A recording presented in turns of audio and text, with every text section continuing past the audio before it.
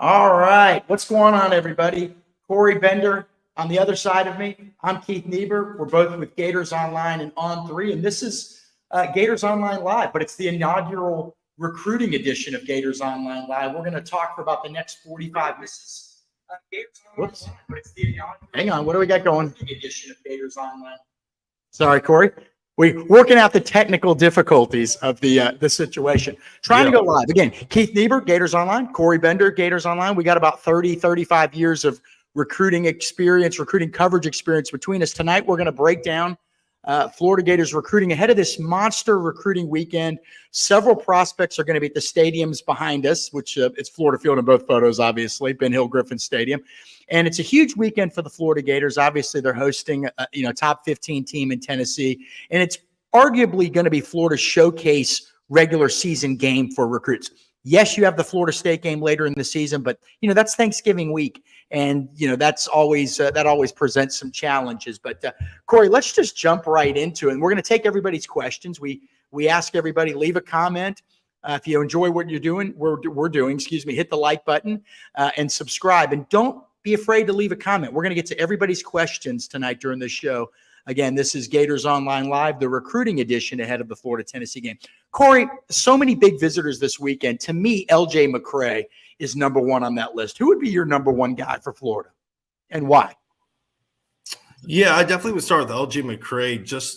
There's not many guys that kind of have that same physical makeup who can really get after the passer and, a guy with that type of motor too. So I think he's one of those guys that passes all the boxes. You can't have enough guys in the trenches. And, also Florida just suffered a defensive line commit with McCray Burrow who's back on the market. So I think with Florida, he's definitely kind of near the top for me. His teammate, Zay Mincey, I think they need another high-profile DB commit in this class. Especially at cornerback. But I think right now I'm with you, Keith. I'm going with L.J. McCray as the most important. Yeah, and the reason I have him number one, it's twofold. One, he is immensely talented. And quite frankly, Corey, I wouldn't be surprised if he's a five-star by somebody at the end of this recruiting cycle. When you're looking at a frame, 6'6", 265 pounds, he is dominant. Okay, I saw him play several weeks ago. You saw him play this spring. When the how do I put this? When he decides, for a defensive lineman, you can't ask a defensive lineman to go 110% every play. It's such a physically taxing spot to play. But so when that guy, though, when he is determined on a play to get somewhere, to get the tackler, to get the quarterback, he's getting after it. And he can get skinny in space despite how tall he is. If there's one critique, it's maybe that he plays a little high, his pad level's a little high, but boy, it doesn't seem to impact him at all, Corey. And then, coming off such a strong defensive line class for Florida the last cycle, the last thing you want to do is have a subpar defensive class this cycle.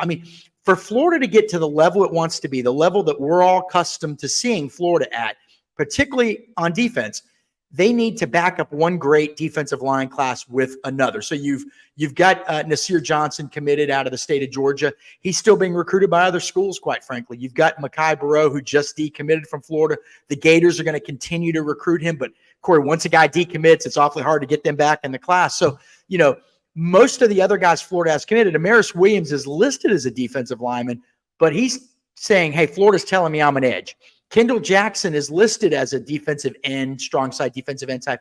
And he says, hey, Florida's telling me I'm going to be an edge. So true defensive lineman right now, you only have one true defensive lineman committed in Nasir Johnson. That puts that added value on L.J. McCray, who's not only an awesome player. And by the way, he's over at Daytona Beach, Mainland, and Florida's going to go watch him play in person Friday night. Not only is he a dominant talent, Corey, but you have an incredible need there, and you can never have too many good defensive linemen in the SEC. Never. No, absolutely. And I think the other thing too, Keith, is with Nasir Johnson, he has a long way to go. There's a lot of upside, a lot of potential with him, but he's fairly raw from a technical standpoint. So although he is an on 300, a four-star guy, I think with a guy like L.J. McCray, it shows why he's a top 50, top 100 guy. A little bit more college ready, obviously from a frame standpoint. Also from a technical standpoint too. And I think what you said too about him playing too high, at 6'6", Gervon Dexter, the same issue. And I think that was his issue, throughout college too. And he still got drafted, high in the second round, I believe Chicago Bears. So those guys, like you said, you can't have too many of them. A lot of those, and the thing is too, when you look at LJ McCray, you're also looking at another guy with his teammate, Zabe Mincey. They haven't came on board saying, hey, we're definitely going to be a package deal. But I think if one of those schools gets the other, I mean, it greatly, impacts, what the other one's going to do too. And let me clarify one thing. I didn't say that LJ McCray is playing with the high pad level a lot. I'm just saying occasionally. I don't have many critiques of his game. Okay. I mean, I'm not Bill Belichick here, but I've been doing this 20 plus years. And, I always tell people it's easy to spot the guys that can't play, and it's easy to spot the guys that are really, really good. Okay. And obviously that's the category I'd put LJ McCray in. Let's get to some questions, Corey. And this is why we're doing this. We want some interaction with everybody. Again, if you like what we're doing at Gators Online with our YouTube channel, hit the like button, subscribe, leave comments, tell us we look ugly, tell us we look great. I mean, obviously I look great, Corey, not as great. He doesn't have the, he's not wearing the makeup like I am. Yeah, exactly. I mean, all right. So Chris Sorley's got a question. If UF puts up, well, wait a second. I thought that said puts on a show. You're saying if it's the other way. Okay. If UF stinks up the joint Saturday night is what Chris is asking against Tennessee. How do we think it'll affect recruits? Well, there's always some. I mean, one single game doesn't usually determine where kids going to go. Kids are looking for patterns. Okay. Is it a pattern that they're playing poorly? Is it a pattern that they're doing this, that they're, rocket ship to the moon? They're looking at the atmosphere. Look, we know the atmosphere is going to be insane Saturday, Corey. You and I it's going to be off the charts. Okay.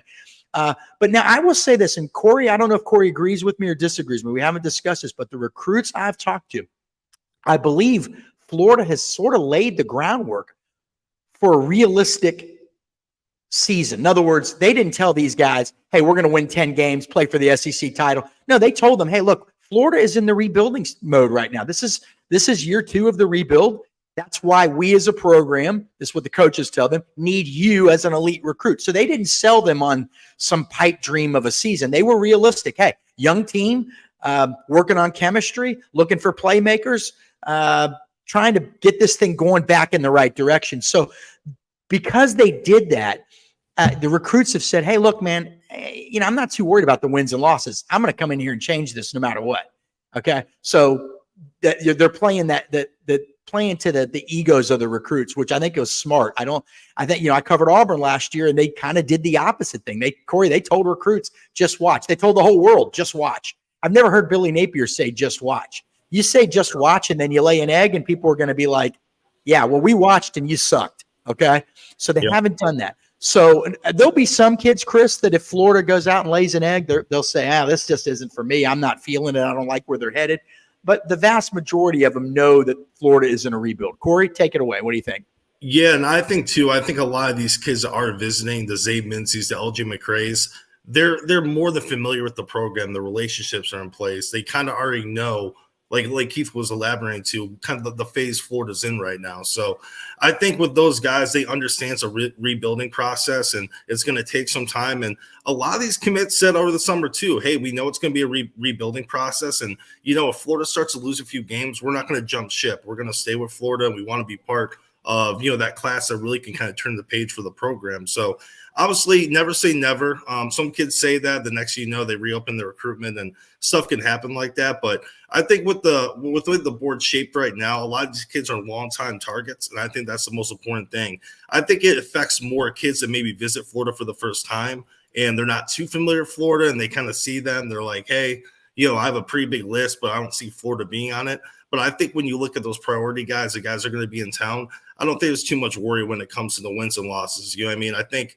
right now, if Tennessee comes out and beats Florida by 2 or 3 touchdowns, obviously it's pretty discouraging, but I don't think it's something that's going to completely put Florida out of the recruitment. Yeah, Corey, I keep reading from people who cover other schools. Look, I mean, we all kind of get wrapped up in the bubble of the program we cover. Let's be honest. I mean, so you and I cover Florida.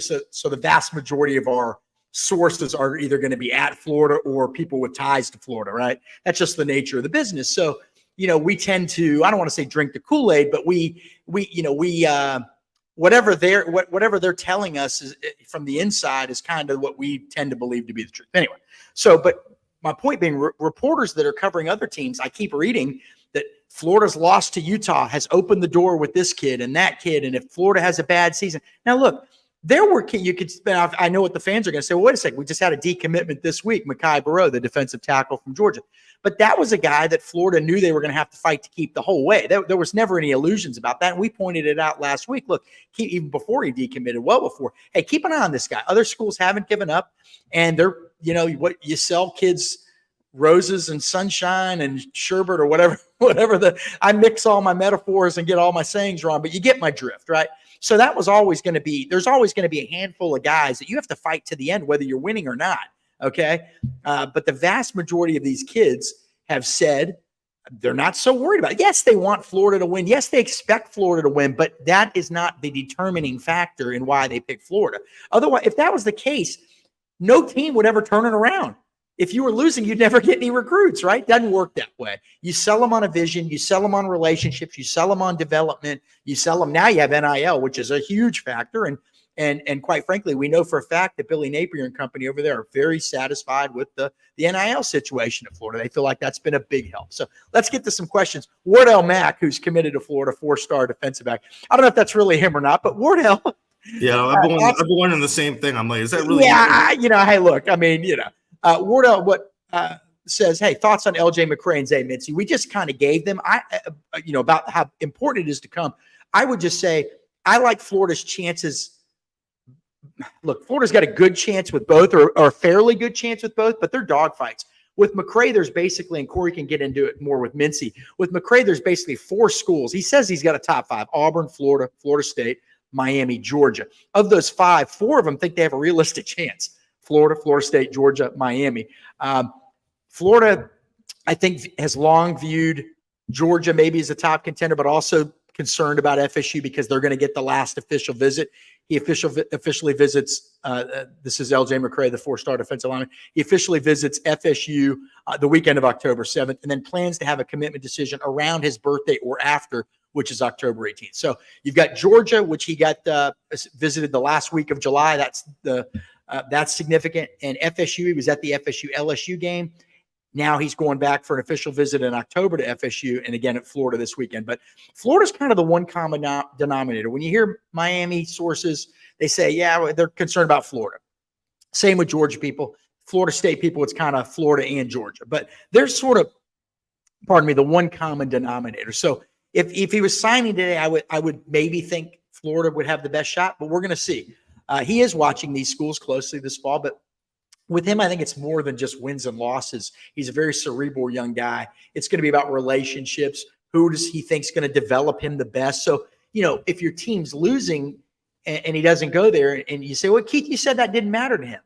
But within the losing, maybe he says, well, I'm going to be developed better here than there. So it's not just the losing. There's situations within the winning and losing too. But I would think maybe Florida's a slight favorite, but boy, I hear there's some confidence at Georgia, and then FSU getting that last official. Now, Zay Mincey's the 4-star corner, LJ McCray's teammate at Daytona Beach, Maryland. Again, we should point out, if you didn't know already, they're both going to be in Gainesville this weekend. Corey, Florida-Miami battle for Mincey, we think. What's your take on that? Yeah, no, I think Florida, I think you're right on that, Keith. I think Florida and Miami, they've been the most consistent for most of this year. Alabama's been mentioned as an OV destination. Nothing set right now, but they kind of been viewed as a dark horse a little bit. You can't rule out Florida State, too. They've been kind of hot and cold with them as far as how hard they've been recruiting them. I can't say that's been the same with McCray. Obviously, he's near the top of their board. But you can't rule out FSU, too, especially if they get McCray. Because, Mincey – he's not announcing anytime soon. He plans December or January, I believe, is when he wants to announce. Yeah, and, January. Yep. And so right now I have Florida giving a slight edge over Miami. So I think that's where it is right now. And I think Alabama and Florida State, those are the 2 kind of dark horse schools to keep an eye on. But this one's going to kind of go all the way, like he said, to January. And there'll probably be some twists and turns down the home stretch too. Well, a couple things here. When a guy, this is now considered late in the cycle. It used to be this was still pretty early in the cycle, but Florida's got 21 commitments right now. Most of the hay's in the barn. They only have spots for 4 or 5 more guys, and that's the same with most of the schools they're recruiting against. And so my point is that when you get this late in the cycle, there's a reason these guys haven't committed. They're a lot of big name guys with a lot of big time programs after him. These are battles. Okay. They're absolute battles. You're going to win some, you're going to take your lumps some. The bottom line is you could go out and grab a bunch of 3 stars, and we've seen that in the past and be done with it. But Florida is fighting. You can always circle back to the other guys, to the more of the developmental guys. You can always circle back to them. It's still the University of Florida. You can go poach guys from other schools. I won't name any schools, but look, Arizona, Illinois, NC State, Boston College, all those types of programs have guys in the NFL and plenty of guys in the NFL. What they don't have is the overall depth of the roster that a Florida or Tennessee would have. And they recruit the state of Florida too. Like you've seen these guys like Louisville, NC State, they'll take a kid that's a 6'7" DN that looks $1 million, but he's not far along and, from a technical standpoint. So those are the type of guys it wouldn't surprise me if Florida circles back on towards the end of the cycle. There's still I think Keith said this earlier this week with DB recruiting. There's still guys out there that Florida's recruiting that don't have an offer right now, but you might hear a lot more, in October and November. So it's something we're keeping an eye on. Yeah, and those schools, I mean, I don't want to knock the evaluators at the Floridas and Georgias of the world. They're obviously top of the game. I mean, top of the business. But if you're at an NC State or a Louisville, that is much more vital, I think, to your job, because you're not going to get the top tier. Like Florida, one of the things we noticed in recent years, Corey, and you were covering Florida and I was covering another school and noticing from afar, it used to be that Florida would win a lot of battles with the elite programs. And then all of a sudden they were competing with, I don't want to, you start naming schools, people get mad at you, but we'll just use, and we'll keep using NC State, even though I think that's a fine program. But would you rather beat out Georgia for a guy? Or would you rather beat out NC State for a guy? So not all 4 stars the same. So Florida needed to get away from that. They needed to get in there and win some battles against some of the big boy programs this cycle. And we've seen it. I mean, you start at the top. LJ McCray, DJ Lagway, your quarterback. You beat out Clemson. You beat out Southern Cal for him. Okay, very significant. Miles Graham, your linebacker commit from now at Gainesville Buell's, but from Atlanta, the son of Ernest Graham. Well, you could assume that he was going to go to Florida all along, but Emmitt Smith's kid didn't go to Florida. George Rushing's kid isn't going to go to Florida. So not all legacies end up at Florida. That kid could have gone anywhere he wanted. The school I used to cover, Auburn, wanted him badly. Okay, so you go down the list. Nasir Johnson, you beat FSU for. Amaris Williams, you beat Penn State for. Now Tennessee's circling back and trying to get him to visit again. You flipped TJ Abrams, right? TJ Abrams, the receiver from Fort Myers. You flipped him from FSU. So you're seeing bigger and better wins. Okay. And then even Kelby Collins a cycle ago, I thought that was, I also too, just to add real quick, Keith, we're talking about recruiting guys to the very end, even if they are committed. And that was like what Keith was kind of getting at, winning those elite battles against Alabama. I'm not saying, Florida got this cover Alabama, but he didn't have a committable offer. Kelby Collins was very, very much wanted in Tuscaloosa. So I think last cycle you started to see Florida kind of flip the script and win some of those national battles. And it's starting to pour over to this cycle too, like he was saying with DJ Lagway and Xavier Filsaime and some of those guys. So I think right now, Florida, compared to the last staff, they're winning those battles. But it's about, obviously, it's going to be interesting to see their on-field results and seeing how that kind of affects recruiting. Yeah, right now, you can sell, and somebody pointed this out earlier, we put it up on the screener. You can sell your vision. You can sell the dreams, right? But you can't sell that forever. At some point, people need to see that your vision and your dreams, they need to see some proof of concept, right? And so this is probably, if we're going to be frank, this is probably the last cycle where Florida is going to be able to sell that vision. It gets a little harder after this season. Trust me, guys, it's going to get a little harder, okay? Because the schools you're recruiting against, if you're 6-7 again, if Florida wins 8 games, hey, upward path. But if Florida, let's say, threw up another 6-7, all the schools recruiting against, you're going to say, well, you're going into year 3, hot seat, 6 wins. I mean, you know what I mean? It really does work against you. And again, this is where my experience, Corey, covering Auburn helps, okay? Because after Gus Malzahn's first year, there were so many peaks and valleys, and once he got on the hot seat, he never got off, and Auburn's recruiting suffered. When I first got there, they were beating big schools out for Carl Lawson, Montravius Adams, Kerryon Johnson, Derek Brown, the star of the Carolina Panthers now. And then toward the end, it got harder. All of a sudden, you're competing against the kind of mid-tier type SEC schools, and it affects the on-field results. So Florida is at that inflection point now. You're recruiting well, but people are pretty soon going to want to start seeing results. So when people say, does this one game matter? It doesn't. It doesn't in the sense that it's just one game. Kids are going to if they like Florida, they're going to like Florida. They're going to keep watching. They're not going to give up on Florida. But if it's a pattern, if it becomes a pattern that they can't win big games, or the flip side, they win this game and they start winning more games, then that's kind of what sticks with kids, right? So we'll see. Wardell with another good comment here. Corey Bender is him. I got to agree. I don't think there's any I don't disagree with that. Greedy, which is a perfect name for this question. What top-ranked players can we flip to help the class?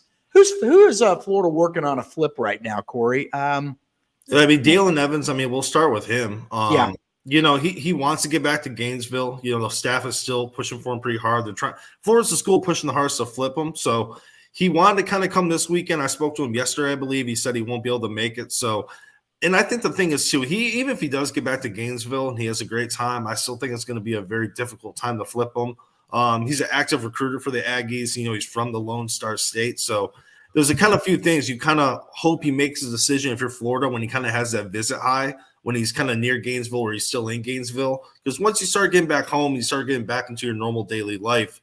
You're back home in Texas. Maybe that kind of swings it back to Texas A&M. But that's one guy right now that we're definitely keeping eyes on. Yeah, I don't like their chances with him. But Corey, and I know he's saying all the right things to you, and I know he's saying all the right things to Alabama reporters. But 4-star cornerback Jameer Grimsley out of Tampa Catholic is still a guy that Florida wants incredibly badly, is recruiting extremely hard, and he's telling you he's going to visit later this year. And we know that his dad actually played at UCF, I believe, but is kind of a Gator fan. That family likes Florida a lot, and I think Florida's mistake was probably they didn't get in on him early enough. But Florida's hanging around there. Florida is absolutely hanging around there. He obviously, in our recruit predictions, he picked Tennessee to win this weekend. You wonder about that, but that's a guy. I'm gonna get to him in a second, Corey. But there's another cornerback that we just introduced to the world this week that's committed to Penn State that we hear Florida has some interest in. We don't know. He's not reported a Florida offer, but we know Florida is monitoring him. And quite frankly, Corey, they're evaluating a lot of guys. I do like this staff in the sense that, man, they are not just sitting around not doing things. They've got lists. They're constantly evaluating guys. They were prepared for the decommitment of Mekhi Burrow the other day, or I say Burrow, you say Burrow. But here's the guy. Penn State 3-star cornerback commit from Jacksonville Mandarin, and it's Antoine Belgrave Shorter. Now, again, only a 3-star guy. People don't get too excited about that. So why does Florida like him? Well, he's over 6 feet tall. And Corey Raymond, I almost said Corey Bender, secondary coach Corey Bender. But that's when you knew if that was the case, I'd call for the firing of Billy Napier today. but we know Corey Raymond is interested. Again, the name, Antoine Belgrave Shorter of Jacksonville Mandarin, a tall cornerback with length, and Corey, he's got some good teammates. Florida likes a lot of his teammates. Hilton Stubbs, the 4-star 2025 safety. Tramel Jones, the FSU quarterback commit for 2025. Florida's recruiting him. All those guys, all those Mandarin guys are probably going to be at the Swamp on Saturday. I don't know if Belgrave Shorter is going to be there, but so these are a couple of guys to keep an eye on. But back to Jameer Grimsley, elite player, elite length, over 6'2", unbelievable reach. Special athlete. Does Florida have any shot for him to flip him from Alabama, Corey? What do you think? I would say it's kind of 50-50 right now. The part that kind of leans a little bit more, though, I would say to Alabama is he wants to see the on-field results from Florida. He wants to see, and that is one kid that has brought up, hey, I want to see the growth from this team. I want to see how it pans out. And he had Utah. That's one loss he said he was kind of disappointed in. He had Florida winning that game. But, Florida's close to home, like you said, Keith, his family, a lot of Gator fans in that family. Proximities on Florida side too. And, Corey Raymond is in daily contact with them, and he's obviously well aware of his resume, and that's going to play a big factor, I think, down the stretch. And a lot of people don't really realize it happened so quick. Florida was on the outside looking in. They got a late visit, and arguably, they're in the final 3, probably right behind Alabama. It just wasn't a lot of time to kind of get them on board. It was kind of late in the game, like he said. So it's going to be very interesting if Florida. I think Florida's season is going to have a big impact on that, but who knows? Maybe he still hasn't taken an OV to Florida too, and that's really key as well.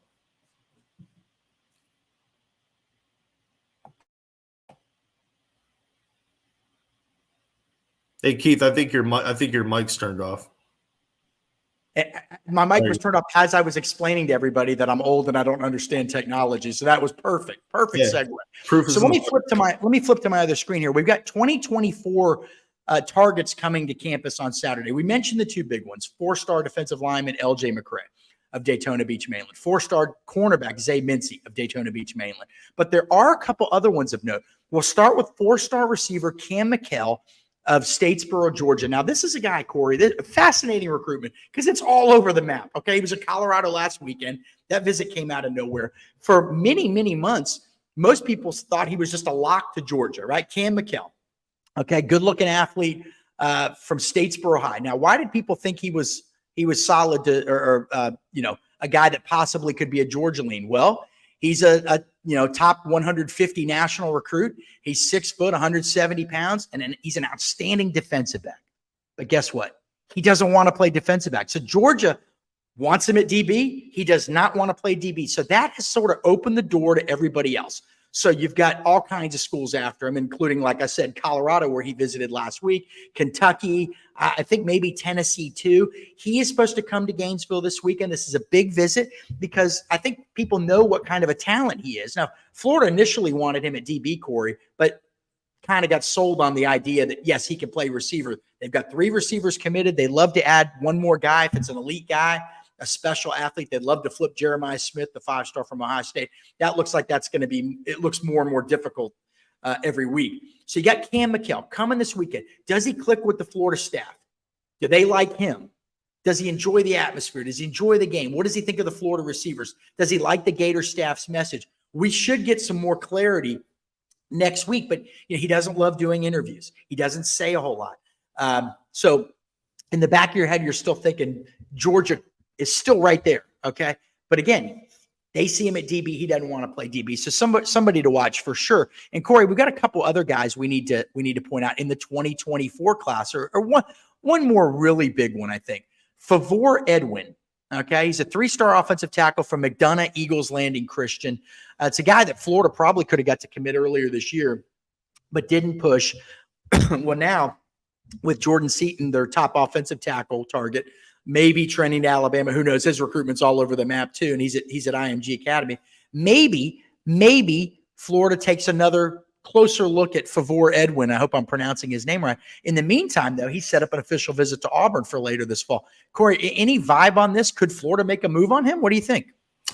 Yeah, so I was close to putting in a prediction for him, like you said, Keith, in very early June until I found out that Florida kind of cooled on him. They got some more offensive linemen in the fold before he wanted to make a decision. But, yeah, I think Florida could kind of be that dark horse. He even told me he just wants to see how he gels with the staff again. He's been to campus a few times, wants to see how serious Florida is about him, knowing that they kind of cooled on him a little bit. So the kid's a tower at offensive tackle. I mean, you can't draw him up much better. A lot of upside, a guy you have to be patient with. He's not going to be probably ready to play for a couple of years, but definitely one of those guys, if he puts all together, he could be a big-time player. I'm surprised more offers haven't came his way, too. I mean, like you said, Auburn, Alabama, and Florida, but I think he's still under a dozen offers. So I think this weekend is going to be very important. I've talked to him several times, and I know the interest is definitely high in his end, but it's kind of a wait and see. It's in Florida's hands right now. If Florida's really serious about him, I think they can get him in the fold. All right, my sound is on this time. I'm getting old, Corey. I mean, by the next 2 or 3 shows down the line, I'm going to be coming in with a walker. I mean, it's going to be, I probably have 3 nurses helping me. Corey, 2025 class. So again, we mentioned this. The hay is kind of in the barn for most of, that's my term of the decade now, for most of the 2024 class. You got 21 commitments. Florida's got the number 3 class in the country. And I'm watching Corey fade away here as we're trying these real interesting backgrounds. But so they're pretty much, most of the 24 class is done. So they're already working on 2025, like every school is. And they got some big guys coming in this weekend, some big ones, Corey. And we're going to start with 2 of the biggest. They're both Tampa area kids. One of them you've covered better than anyone, and the other one I've covered probably as closely as anyone. I won't say better for me. The first one is DJ Pickett, 5-star safety / receiver. We got to keep saying that at Zephyr Hills. Not a program that's sent many guys to the SEC historically, but in Pasco County, just north of Tampa, where Florida has done well before. Darren Hambrick, the great Florida linebacker in the 90s, was from Dade City. Leon Orr, defensive lineman, was from Gulf, the other side of the county. So it's a county where the Florida Gator fan base is strong. It's a county where Florida should do well whenever there is a top target there, and he is, okay? 5-star, Michigan's up there, Georgia's up there, Florida.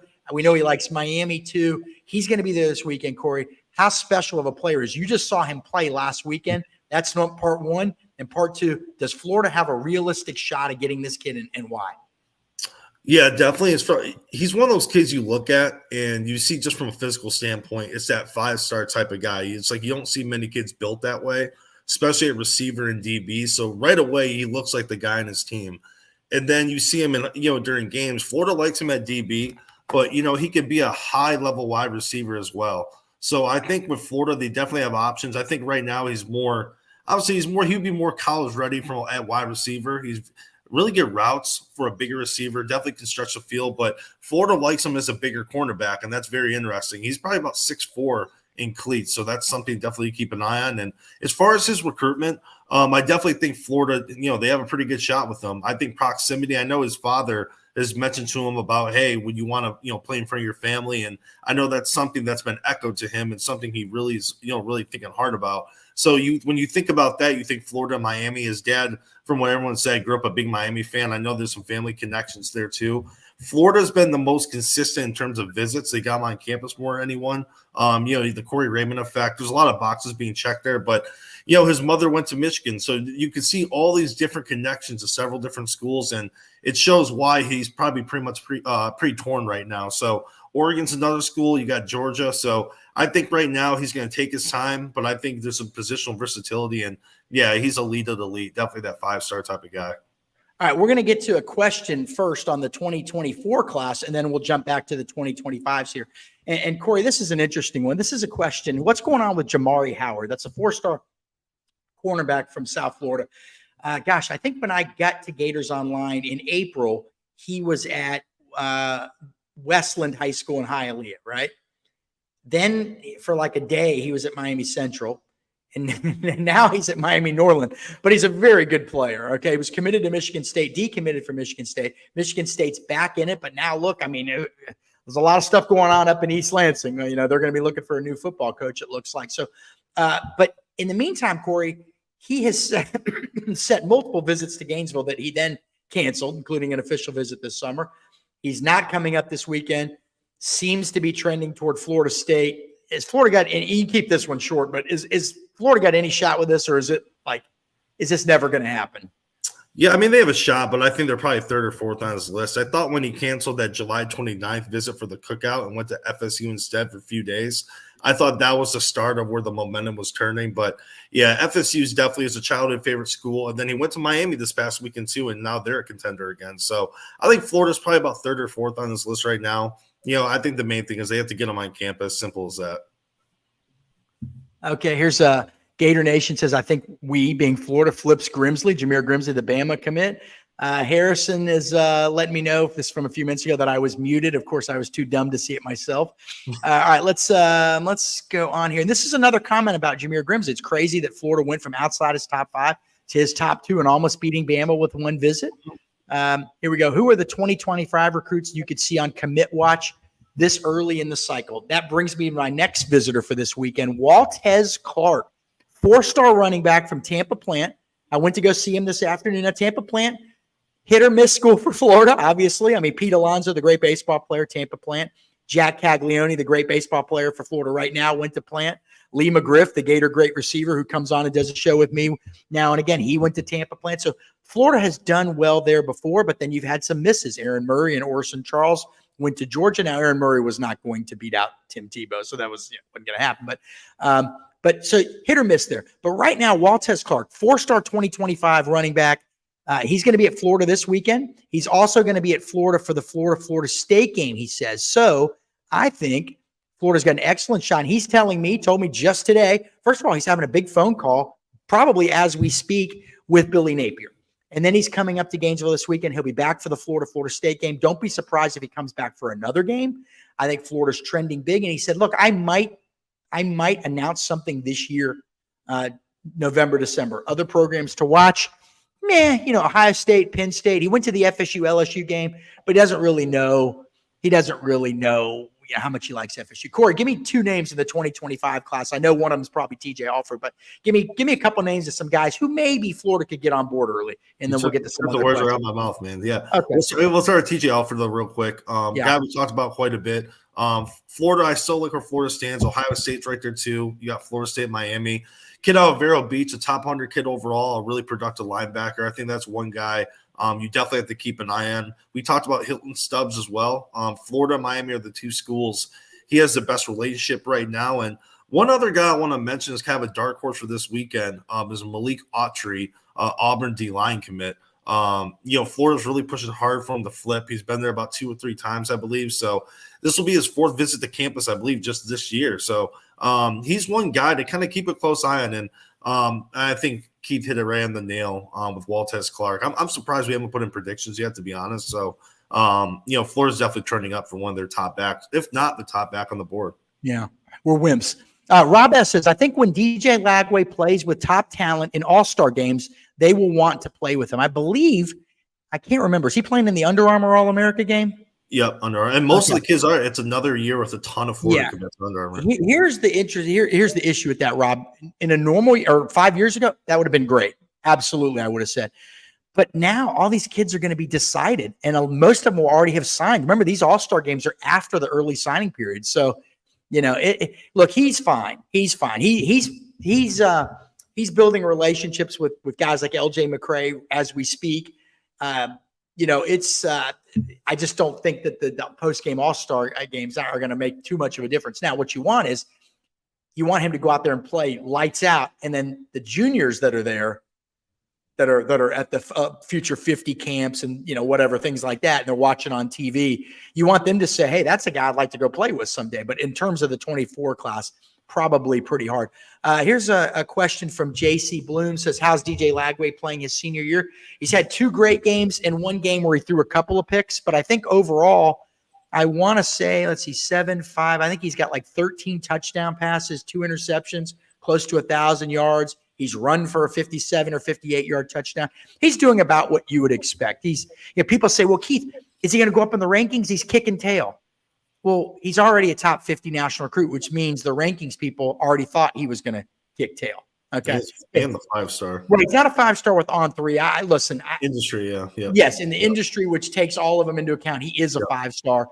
And that's why we do that, because we were wise enough to realize that, we may be the negative outlier someday. And we didn't want to hold that against the kid. We wanted there to be an algorithm or formula to put it all together. So if one service had somebody a little lower than the others, it wouldn't hurt him. I think On 3 and 24/7 have him ranked almost identically. But look, Florida to Florida, he's a 5-star.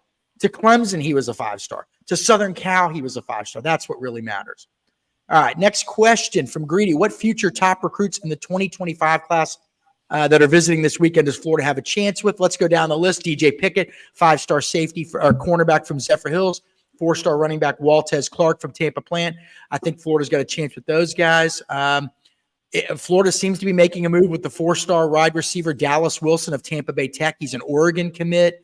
Ryan Montgomery too. Yeah, that's right. Well, yeah, we're going to go to Ryan Montgomery, 4-star quarterback from Ohio. Florida very much in play with him. You've got Vernell Brown, a 3-star athlete. Vernell Brown III from Orlando Jones. Very much in it with him. You mentioned Malik Autry, the Auburn commit. And by the way, there is some chatter out of Alabama that he may not be committed for too much longer. We will see. 3-star cornerback whose stock is rising, Chris McCorkle of Sarasota Cardinal Mooney. Florida's the leader for him. Hilton Stubbs, 4-star safety from Jacksonville Mandarin. Florida is probably the leader with him.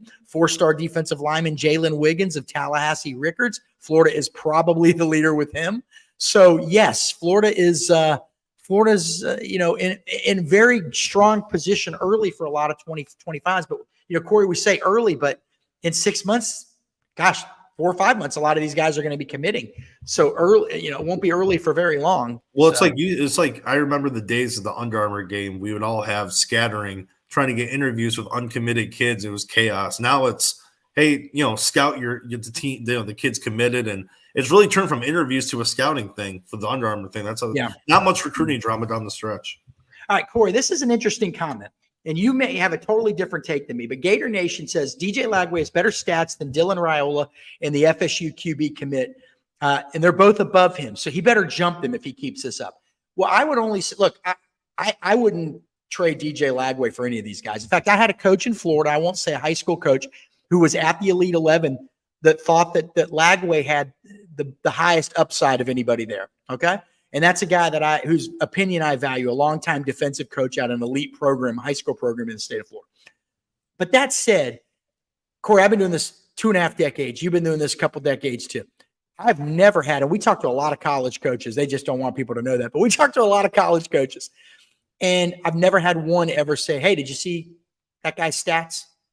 Not once. Not once that I can remember. They're looking at the skill set. Now, they want to see good stats. Yeah, they like the guy to play well, but a quarterback needs blockers. He needs receivers. So you wouldn't necessarily hold it against Lagway. Suppose Lagway was only completing 52% of his passes, but he was still playing well. Maybe he had a bunch of drops. I mean, stats can be sort of, I don't know. I mean, I just don't get too much into them because the coaches, they're looking for a skill set. And what I'll tell you, most of the schools like Clemson and USC have picked up QB commitments, but this is the guy they wanted, okay? Lincoln Riley wanted this guy. The guy with all the Heisman Trophy quarterbacks, he wanted this guy. They're looking for the piece of clay. What's his size? What's his arm strength? What's his skill set? He's big. I mean, he's built like Dante Culpepper, who I saw in high school and in college. He's built just like him. Tall, broad shoulders, wide, and can run. He can run fast, and he can truck people, okay?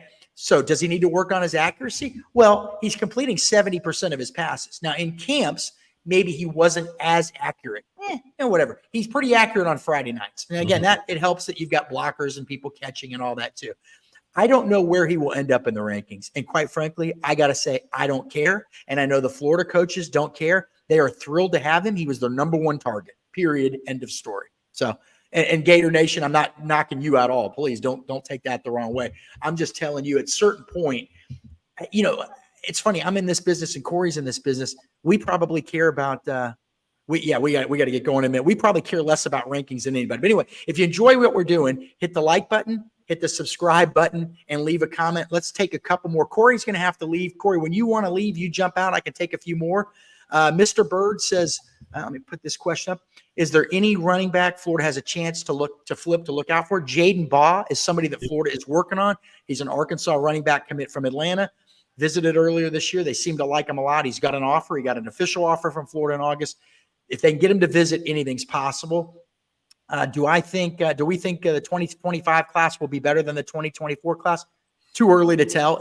Some of that may depend on, Corey, I'll let you go here, but may depend on what Florida does this season. They got to have something to sell these guys come January, February. Well, yeah, because I was going to say, I mean, right now, I would say no, just because Florida's class right now is so good. You know, a top 3 class, and there's still a lot of key guys left. But right now, you look at where Florida's sitting with a lot of these top 2025 guys, it's definitely possible. But I think the biggest thing to take away from that question, there's so many more visits to come, you know, spring game. I mean, early on, I think the pieces are in place to have a really good 25 class, but it's a wait and see. All right. Corey's got to step out. He's got to go. This guy has a life, okay? I'm getting ready to watch, USA Up All Night with Rhonda, okay? I've got nothing going on. No, we're good. It's 8:41. What time is it right now? Oh, you're good? Okay, you keep going. We're good. Okay. Who's the top of the board for 2025 O-line and QB prospects? Well, Corey, you mentioned one earlier, Ryan Montgomery, the quarterback from Ohio. We know another 2025 quarterback, Antoine Hill, whose cousin, I believe it was cousin Trey Hill, was a starting center for just a few years ago at the University of Georgia. Yep. He's from Houston County, Warner Robins, Georgia, right where the Buc-ee's is. I know everybody knows where that Buc-ee's is on I-75. I think I could live inside of that place. And he's going to be there Saturday. I think Montgomery's probably the higher priority of the two. Corey, would you agree? Yeah, and I mean also too, and then you add Tramel Jones. As you could almost say all the top quarterback targets for next cycle will be there. That's huge. And you have DJ Lagway who'll be there, who can kind of show them along the ropes. Say, hey, this is what I liked about Florida, and you'll be playing with me. So I think Florida really has the opportunity to really jump ahead.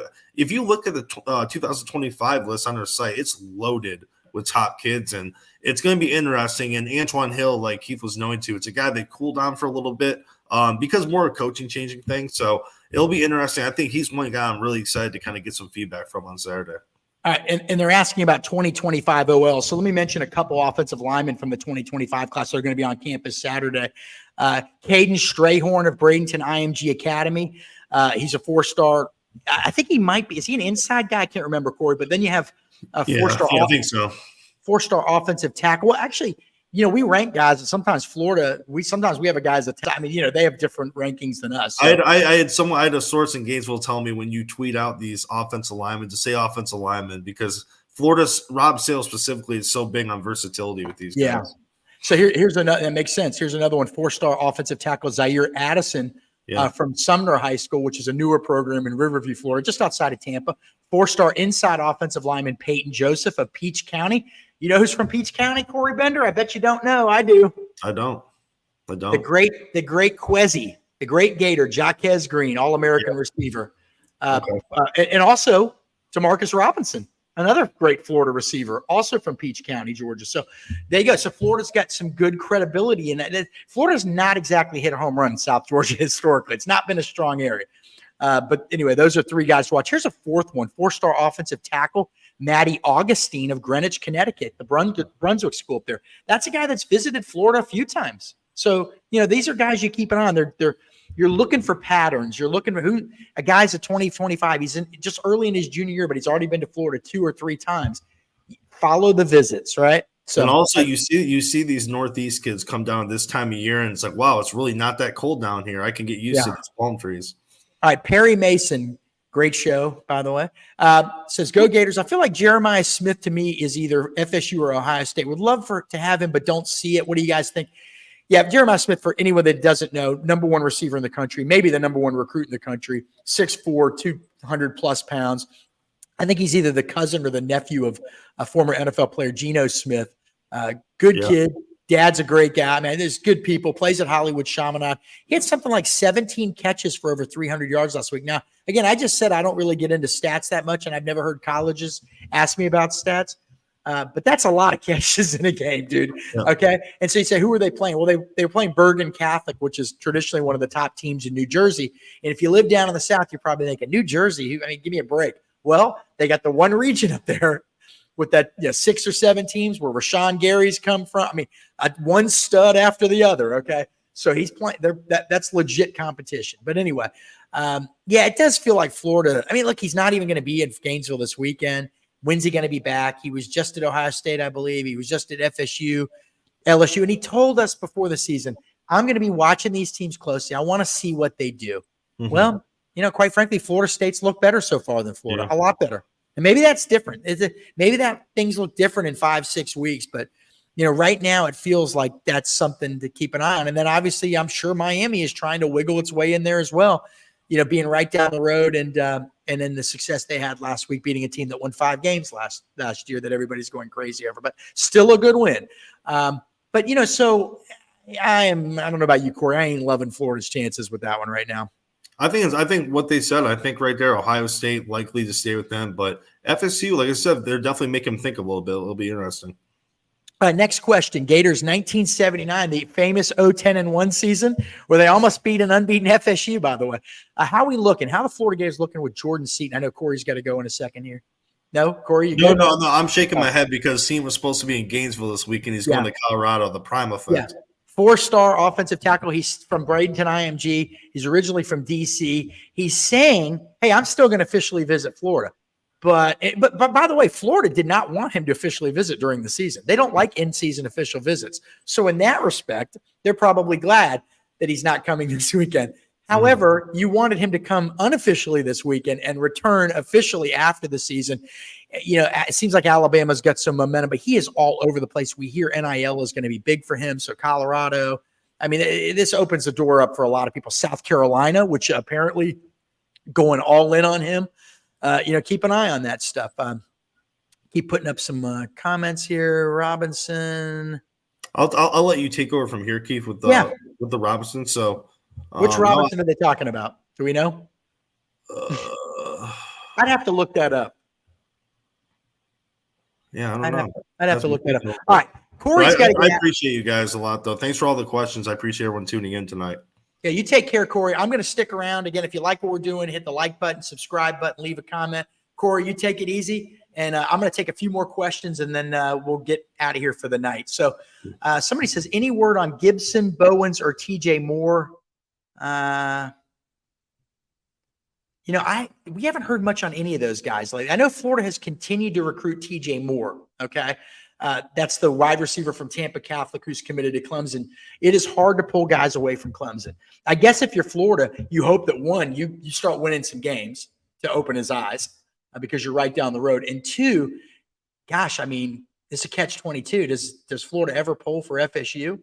I mean, if FSU wins at Clemson, you have a pretty good path to the playoff. However, maybe that opens his eyes to the fact that Clemson doesn't seem to be trending up right now. I don't know. Chauncey Bowens is the 4-star running back who was committed to Florida from Palm Beach Gardens Benjamin. Head coach Eric Kresser, former Gator quarterback, flipped to Georgia over the summer. I have not heard his name at all. Okay, maybe they circle back. Now, somebody over the summer said, "Hey, what are you hearing on him?" One of our sources, but it feels like he's locked in with Georgia.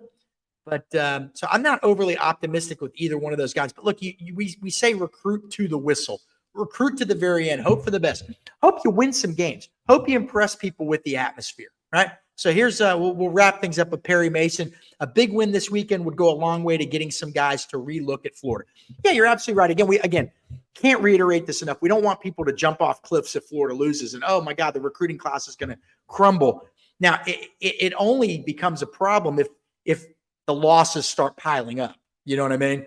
But also, again, we mentioned this earlier in the show, Florida has sold these recruits, these commits, on the idea that they're in the middle of a rebuild. This isn't going to be something that just happens overnight.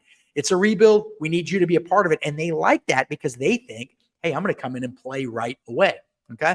So Florida has smartly used that to its advantage this cycle, along with NIL and all that. But it's going to be an electric atmosphere Saturday. So first and foremost, the kids that go, you're going to want them to enjoy all that and say, I can be a part of this, right? I can be a part of everything that's going on. I've covered a lot of big games. But I covered a couple Iron Bowls, the kick six, and the recruits' eyes were just, lit up after those games. All right. So now we're back at Florida Field. It's time for Florida to have that energy that we used to see at the Swamp. The fans are doing their part. Now the team's got to start winning some games, got to start opening some eyes.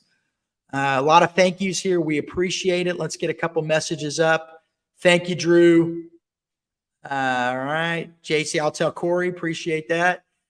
And Perry he's behind Billy. He will turn it around. I think you have to, I think you got to support the coach until you get to a point where you no longer can support a coach. But right now it's early in the tenure. Recruiting's going well. Let's see what happens on the field. Again, at some point you have to have results. But right now in early in year two, in terms of recruiting, and that's what we're talking about here, you can sell your vision. Okay. You can absolutely sell your vision. It gets a little harder as the losses pile up, but you can sell your vision right now. So anyway, hope everybody has a great week. It's Florida, Tennessee. All the great Florida, Tennessee games I've been to, 90, 91, 90, or excuse me, I wasn't at 90. That wasn't a great game for Florida. 91 I was at. 92, big loss, but rebounded to win the SEC East. The big games in 93, 94, Alex Brown's big game, Neil Anderson's big game in the East. So it's just an amazing series. It's been great through the years. It's a shame this is the last year of the SEC East. Florida and Tennessee no longer will be playing every year, guys, which is a shame. It's been a hell of a ride. We hope everybody has a fun, safe week. If you're going to the game, be safe, and specifically be safe driving home after the game. It's going to be late. Follow GatorsOnline.com for all of our recruiting coverage, and we'll do it again soon. We're going to have a few more shows this week. Gator great Kevin Carter is recording with me tomorrow, an old friend of mine. After the game Saturday, we will have a post-game show hosted by yours truly from right up here in the press box, and we hope everybody can join that. Take care. Have a safe week, and thanks for stopping by, everybody.